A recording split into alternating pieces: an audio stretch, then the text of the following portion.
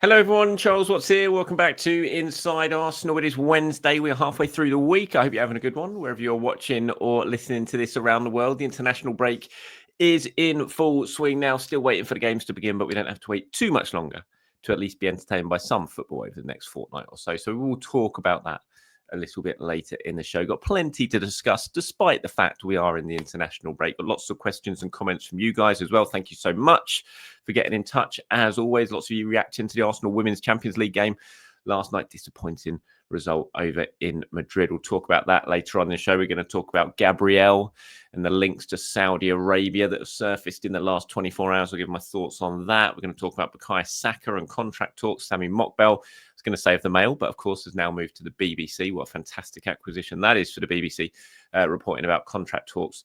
And Arsenal hoping to initiate them very, very soon with Bukayo Saka. So we'll talk about that as well, amongst other things. So plenty to get stuck into. But I wanted to start on Gabriel, who I'm sure you've seen the reports in the last 24 hours of the Saudi interest and potential mega offer coming in for Gabriel in the summer from Saudi Arabia. Now, we know there's a long-standing interest from Saudi, from PIF, to try and get Gabriel over there. We saw it a couple of seasons ago in that summer when they really tried. Didn't happen, but it had a bit of a knock-on effect in terms of Gabriel was out of the team for the first few weeks of the season. Mikel Arteta obviously was saying at the time that was tactical, but we know that wasn't the case. It was because of this interest from Saudi Arabia, the big offer that Gabriel was very much aware of and what was on the table to go over there, and his head was turned a little bit by it back then. And that's why he was out of the team until the window shut, and that was resolved, and he was staying at Arsenal, and then he came back into the team, and he's just been magnificent ever since. But it's no surprise that Saudi might revisit that interest and try and lure him away. Now he's got 2 years left in the summer. You know, he's one of these players who's going to be the club are trying to tie him down to his new contract. I know full well that early talks started with Gabriel quite a long time ago. This was while Eddie was still at the club. The sort of preliminary talks were going on with Gabriel, last year. Obviously, they haven't come to fruition yet, but you would hope that is going to be the case. But yeah, I mean, he's 27 now, Gabriel. He's my player of the season. I think he's been absolutely fantastic. I know William Saliba gets all of the headlines when it comes to Arsenal and the two centre-backs. But I think Gabriel's been far better than William Saliba this season. William Saliba admitted himself in his press conference that I was at last week when he gave Gabriel his flowers, and he has been fantastic at both ends of the pitch. He's my player of the season, Gabriel. 2 years left on his contract, so Arsenal need to get it sorted, because if a massive bid does come in from Saudi Arabia for Gabriel and he hasn't signed that new contract, then it's going to give the club something to think about, and it's certainly going to give Gabriel something to think about, because we know that the wages that will be on offer there are nothing. Arsenal will not be able to go close to what he will probably be offered by PIF to go and join the sort of the Saudi league. It seems like it will be I can't remember which team was linked. It was Ronaldo's team, wasn't it? Was linked with being Gabriel's possible destination, and so it is a bit of a concern. Felix here got in touch and said, "Hey Charles, hope you enjoyed the sun yesterday." I did, thank you very much. Really sunny out there again today. With Saudi coming for Gabriel, would you accept 100 million for him if it meant we could get Isak for 130 million? Which I thought was an interesting question on the back of the stuff about Gabriel. I have to say, I think my answer to this would be no, because I just think if you're breaking up Saliba and Gabriel to get Isak, potentially you're fixing something at one end of the pitch. But if Isak gets injured, for example, you spent all that money on him, he gets injured, and then you're without Isak at that end of the pitch, and you've also sold, half of, in my opinion, the best central defensive partnership in the world. So I think if there is a need for a big sale to potentially get Isak in the summer, which, as I said yesterday, I don't think is going to happen. I don't think Newcastle sell Isak, whatever happens this summer.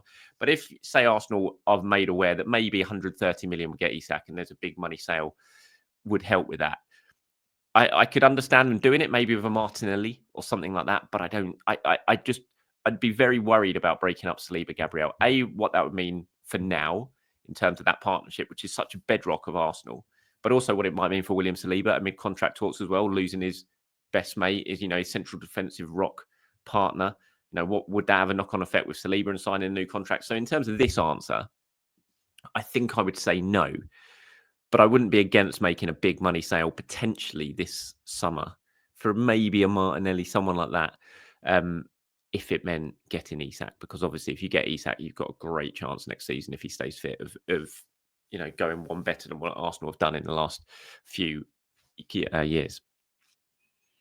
Let me know your thoughts on that anyway, because I'm intrigued to get. I bet there's going to be a wide range of views on what you would do should a massive money bid come in for Gabriel if he hasn't signed his contract in the summer. But I'd just be, he's only 27. It's very, very young still. And, how old's Van Dijk now? 33, 34. And you look at the performances as Van Dijk had put in. So I'd just be, I would not want to lose Gabriel. I just think it would send out a really terrible signal. And you don't want to start losing real key members of this team, especially when contract talks are going on with so many other key members of the squad. I just think it sends out totally the wrong message for me. But it is a business at the end of the day. And if there is some huge offer that does come in from Saudi, if he hasn't signed his new contract, that's the thing. It would give Arsenal something to think about. And it certainly would give Gabriel something to think about as well. So let me know your thoughts on it all in the comments below. Sort of moving on to Bukayo Saka now. Now, Sammy, as I said, Sammy Mockbell at the BBC reported yesterday that contract talks are due to start with Arsenal, and they're very keen to initiate them to get him tied down, because him, like Gabriel's, obviously got coming into the final 2 years of his contract. Now, it only feels like yesterday that we were doing this before with Bukayo Saka, and it worked. To be fair, it was just a couple of years ago. That's the thing. We've only signed in a 4-year contract. You knew within 2 years you were going to be in the same situation again, and this is where Arsenal are. It's not going to be an easy one, because of the player he is, the quality of his, and how much he will be valued by other clubs, of course. But Bukayo Saka is absolutely an Arsenal guy. And you would hope that this one, although won't be easy because of the size of the contract and all that sort of stuff, you would hope it's one that Arsenal will eventually be able to get over the line. The key thing, again, is matching ambitions. You can only sort of rely on the heartstrings and the emotional ties with Bukayo Saka for so long. He's got to also be able to think he is going to be able to win what he wants to win at this football club. I don't think the last couple of years would have changed his mind on that. I still think he will believe he can win things at Arsenal, even though, they've gone so close and missed out. I think this season would have hurt him, missing such a big chunk of it, especially going out when, Arsenal were very much in the title hunt when he was playing. And I'm sure he'd have sat back and watched the last certainly 6 weeks or so of real disappointment that he wasn't able to be out on the pitch to help the team to stay in the title hunt. So I feel like he's probably going to have a sense of making up for lost time when he does come back, certainly for next season. And look, Saka is an Arsenal guy. Absolutely. This modern Arsenal that we see now, Bukayo Saka is the poster boy, isn't he? He is the guy. He is the leader, even if he's not captain. But he is the guy that sort of has led this resurgence under Arteta over the last few years. And, it'd be heartbreaking to see him go anywhere else. So hopefully these contract talks will be resolved and he will sign. I don't think it's going to be something that's just done like that. It didn't last time. It went on into the final year. There was always a sense that he was going to sign, but it did go on until the final year before that contract was eventually signed. Fingers crossed it won't drag on that long this time. But, Saka's agent is known for, maybe it's harsh saying being difficult to deal with, but that is kind of how he is known. But he's looking after his clients. He wants to get the best possible deal for his clients. So it's going to be like that. And you would just hope that these talks, whether it be Berta when he comes in, once he's appointed, you would think, well, it will be him and Richard Garlick and everyone else who's been working behind the scenes already, that this can be agreed and he can stay, because Bukayo Saka needs to stay at Arsenal. Absolutely no doubt about that. Interesting stuff from Ricardo Calafiori. He's away, obviously, in international duty at the moment. He's been speaking to the Italian press about Arsenal, about Arteta, about how he might want to improve and things like that. Some interesting stuff from him, especially about sort of when he was signing for Arsenal and the lengths Arteta went to sort of try and convince him to sign, and the way he went about it. This is what he had to say. He said, the first thing that comes to mind is the organisation. He's talking about Arsenal there. In terms of, what it's been like since he's come to London. He says how much they care about each other from every point of view, both on and off the pitch, especially off the pitch. As for Arteta, I was immediately struck by how much he cared about getting to know me.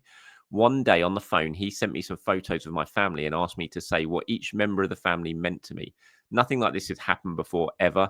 I'm not saying it convinced me with this alone, but it certainly represented an important moment. It's just an interesting little bit of an insight there, isn't it? In terms of what managers and when you're trying to sign a player, what you can do, what can little things that can. I mean, he says his head didn't convince me, but it was a big part of an important moment in the negotiations because there were other clubs in for Calafiori as well, and that sort of thing. So just tiny little percentages can make a difference when it comes to signing a player. In terms of how much he wants to try and improve, continue to improve at Arsenal, he said that Thiago Motta at Bologna, then Spalletti at Roma, Arteta changed me a lot in terms of the vision of the game, spaces to occupy everything. But I also think there are many defenders with better characteristics for me. That's why I work so much off the pitch. Maybe that can make the difference. But there are many things that I still don't know how to do. Among those is the desire to play in as many roles as possible. For now, I feel like I can play in two. You'd think centre back and left back. But I would also like to learn a third, midfielder. It is a role that has always fascinated me. So Calafiori having eyes on potentially becoming a midfielder one day, which should be interesting. The way he plays certainly now, he virtually does play midfield anyway in terms of the inverted left back role. So you can imagine he would take to it relatively easily. These are the international call-ups. This is who's going to be playing where and when over the next couple of days. Starting tomorrow is the first game for sort of Arsenal players involved. You've got Saliba playing for France against Croatia. You've then got Timber versus Marino and Raya. You've got Netherlands versus Spain and Rotterdam. That's tomorrow as well. You've got Calafiori playing against Germany. No Kai Havertz, of course, for Germany this time on Thursday. And Tierney playing against Greece for Scotland. Also, you've got Zinchenko versus Trossard. So Ukraine versus Belgium. So those are the Thursday fixtures we've got to look out for in terms of Arsenal player representation. Then on Friday, you've got Gabriel playing for Brazil. You've got Partey playing for Ghana. Lewis Skelly and Rice, obviously, for England against Albania, and Kivior for Poland against Lithuania. And then you've got Odegaard in action on Saturday, Moldova versus Norway. Just fingers crossed. Everyone, please, comes through those games unscathed, especially with that Real Madrid match looming large. You obviously got the second round of fixtures after that, but that's what we've got to look forward to over the next couple of days when it comes to Arsenal players with their international teams. Right, moving on to the women's game yesterday. Disappointing result over in Madrid, losing 2-0 to Real, goal in either half for Real. Really tight game, very tight game. Just two big errors really for Arsenal, individual errors that cost them. Lil Williamson, obviously, for the first goal. Caicedo finished very well in the first half, and then the second goal as well, which Zinsberger, didn't cover herself in glory with the save. I think she should have done better there. She was a bit weak, and I think she could have gathered it, even though the ball was obviously very, very slippery on that surface. But I think as a whole, sort of collectively, Arsenal look at that goal and the way they conceded it. It was such a crucial time. It's about 8 minutes to go in the second half. And yes, they were pressing for an equaliser, but at 1-0, you're still very much in the tie ahead of the first leg. So a little bit more sort of intelligence, I think, at that point. It's just like, okay, we don't need to commit so many players forward, but they did. Then they got caught on the counter-attack. Real just broke down the left. There was no real challenge. Williamson sort of stood off, and it was just poor all round. So it was like, I thought Zinsberger should have done better with a shot. I think Arsenal could have dealt with that situation a lot better, and also not allowed themselves to be caught in that situation on the counter-attack, because 1-0 is a lot better than 2-0. 2-0, you got a little bit of a mountain to climb now at the Emirates next week. 1-0, you would have felt very much in the game. Lots of you getting in touch on the back of the full-time whistle yesterday, all talking about the pitch. And the pitch was a joke. Like, I saw Ian Wright label it as a disgrace that the women were sort of forced to play in that. And I know the weather was awful in Spain yesterday, in Madrid yesterday. It rained constantly, but the pitch was an absolute joke. For a game of that magnitude in the top European competition, in the quarterfinals, two massive clubs in Real and Arsenal meeting, to play on that surface, it was really, really disappointing. I know both teams had to play on it, but still, you shouldn't be put in that situation. You certainly won't be next week at the Emirates when the second legs is. Bernard, John, Ben, they're all talking about the pitch and why it was so bad. And it was a terrible spectacle for the UEFA Women's Champions League quarterfinal. It just should not be played on a pitch like that. I have to say, Rennie Slegers speaking after the game, she said it was quite an even game. We knew before it was going to be a bit battle between two well-organised teams. I think Real got maximum reward for what they created and what their game plan was today. So credit to them. I don't believe in bad luck, so I think it's about the details that we need to do better. So what kind of attacks do we create? How do we position without the ball? This season hasn't been perfect all the way. We've been dealing with things along the way, and I think that's part of sport. And that's what makes great athletes and great teams that can come back and want to do better. I think performances and results can be a big motivator to try and do things better next time. So there's definitely a lot of key learnings from this game, and we'll see the potential opportunities to perform better in the home leg. And it's not over. It's absolutely not over. I watched, watching that game yesterday, I felt Arsenal would certainly create chances, and I think they'll score next week at the Emirates. It's just about keeping Real Madrid out, and Real looked decent on the counter attack yesterday. Kind of both goals really were. I mean, especially the second goal. Obviously, the first goal was a mistake from Leah, but the way Caicedo took it and the pace she had, you can see her being a real threat in the second leg. So it's a big ask for the women now. But fingers crossed, with a massive Emirates crowd behind them, they can turn things round next week. Moving on to some comments and some questions now before we wrap this one up today. Max says, Charles, I disagree with your focus on hoping Saka can start in Madrid. No way he'll be ready for 90 plus minutes. The focus needs to be on Saka playing the potential last 60 minutes of the second leg, not the first 60 minutes. I want Saka coming on around the 60th minute mark of the second leg if we're tied or losing, with the ability to go an extra 30 and penalties if necessary. Saka is our best penalty taker. He'll be more dangerous against tired Real legs. It's a good point, I have to say. I've not really thought of it. Obviously, you're assuming there that it goes to extra time. So we'll see how that goes in terms of the first leg, I suppose. But yeah, you're right. It would be a big ask for Saka to be able to still be on the pitch at the end of full time of that second leg, whatever happens, because of the lack of minutes he would have had before that. So maybe you're right. Maybe he is Arsenal's, what is it that Mikel calls them? The substitutes, calls them impactors, doesn't he? Maybe he can be the sort of the major impactor in that second leg.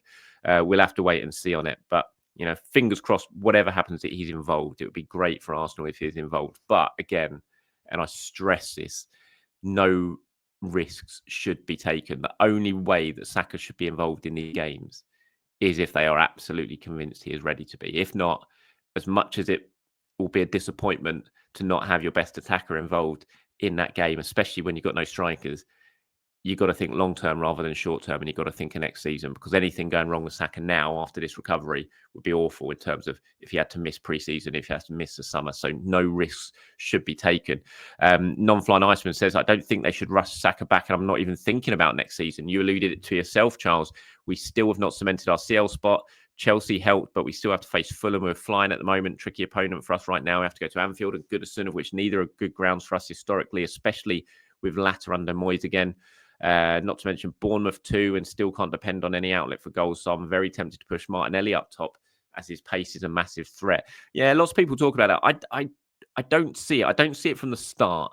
I'm not saying that I wouldn't do it, but I don't see Arteta doing it. I just think Arteta has shown what he likes or what he wants from his forward, that central focal point forward. And I don't really think Martinelli has that. I think Marino is where Arsenal is what Arsenal will stick with between now and the end of the season. In that sort of focal point is the most similar profile they have to Kai Havertz, which, Arteta loves that profile of a central striker. Maybe a half an hour to go in games, we might see it, but I'd be very surprised if we see it from the start in any game, to be honest, between now and the end of the season. But I can absolutely understand why it's something that you'd be tempted to go with. I'd be tempted to go with it, and I'm sure a lot of others will, but I don't think Mikel Arteta will be. Here's one from Aaron, who says, hi, Charles, bit of an opinion question. If Daumann gets called up and takes part in the first team next season, where do you think Nwaneri and Daumann's long-term future lies? Nwaneri, I think he'll be the rotation player to Odegaard and Saka, but his talents are too much just to bench him. Daumann's main position is also right flank and attacking midfielder. They're both young players, so things could change a lot. But at least next season, things need to be sorted out. I know we've been crying out for Saka back up for nearly 3 years, but with the emergence of Nwaneri and Daumann, could plans change? Yeah, I don't think Arsenal are going to be looking for Saka back up now in the summer. I think they've got that in Ethan Nwaneri. It's, solved a massive issue there. So I don't think Arsenal are going to be looking for, I think they'll sign a winger, but I think it'll be their focus will be very much on who can play over on the left-hand side potentially, because you've got Saka, obviously you've got Nwaneri now. You just don't need to be going out and signing another right winger, because thankfully Nwaneri has solved that issue. In terms of Daumann, Nwaneri, how do you fit them in? Look, Daumann is so young. I think we'll see him next season, but it will be drip fed into the team, little bits and pieces. I don't really think that's something we need to worry about for now in terms of who can play where and are they going to sort of block each other's pathway, that sort of stuff. I think we've just got to wait and be patient and see things, because you don't even know what Arteta thinks of these players, or where he sees their long-term future. Miles Lewis-Skelly, for example, we all sat and watched him for most of his youth sort of development in the latter stages of his time in the youth teams. We really excited him as this sort of box-to-box midfielder. And then Arteta gets his hands on him in the first team set up and immediately transitions him into a left back. And so you just don't know what he or the coaching staff are thinking at this stage with the players like Dowman, who are still coming through at that age. They might be looking at them thinking, yeah, I know where you're playing now, but I've got this in my mind for where you're going to play if you're going to make a mark in the first team. So we'll just have to wait and see on Dowman. He's still so young. There's a long way to go in his development yet until we see him in the first team, certainly on a regular basis anyway. So we'll wait and see. But yeah, I do definitely think in terms of right hand side and backup for Saka, there's no need to really worry about that for next season now, because you've got the perfect guy in Ethan Nwaneri to come in, start games if Saka needs a rest, or come on for Saka as well. Same in the Odegaard position, which is great because it saves an awful lot of money, and that money you can put into different areas of the pitch. And that's it from me today, everyone. Thank you for your time. As always, I really do appreciate it. I'll be back tomorrow to do it all over again. Anything you want me to discuss in tomorrow's show, as usual, get into the comments below and I will pull them together and get some of them included. Until then, have a great day. Speak to you soon. Bye-bye.